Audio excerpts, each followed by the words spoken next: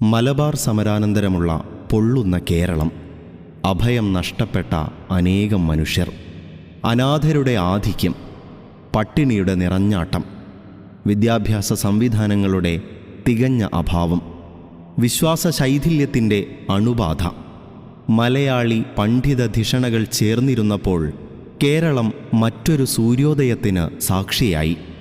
സമസ്ത പിറന്നു. ലോകത്തിന് മലബാർ നൽകിയ സമ്മാനം. കാലം അപ്പോൾ 1926 ജൂൺ 26. അറബികളും അറബി മലയാളവും ശേഷം മഖ്ദൂമുമാരും അനന്തരം ശ്രേഷ്ഠ പണ്ഡിതന്മാരും ചേർന്നു നിർമ്മിച്ച മലബാറിനെ സമസ്ത വെളിച്ചത്തിൽ നിന്ന് വെളിച്ചത്തിലേക്ക് കൈപിടിച്ചു.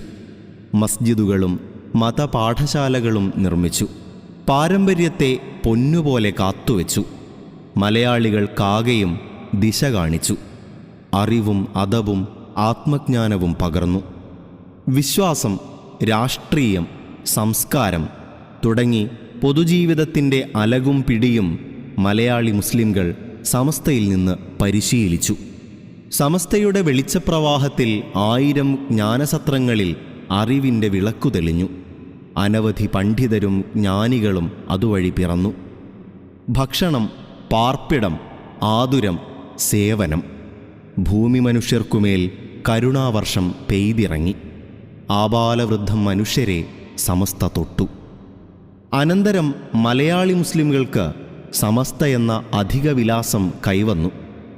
മറ്റെല്ലാവരിൽ നിന്നും ആ വിലാസം അവരെ വേറിട്ടു നിർത്തി. കാലം 100 കടന്നു. സമസ്ത എന്ന പേര് ദേശങ്ങൾ ഭേദിച്ചു.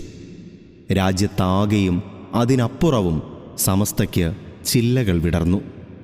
മലബാർ പുറം ലോകത്തേക്ക് സഞ്ചരിക്കുകയാണിപ്പോൾ. അതെ, ചരിത്രത്തിൻ്റെ തിരിച്ചൊഴുക്ക്.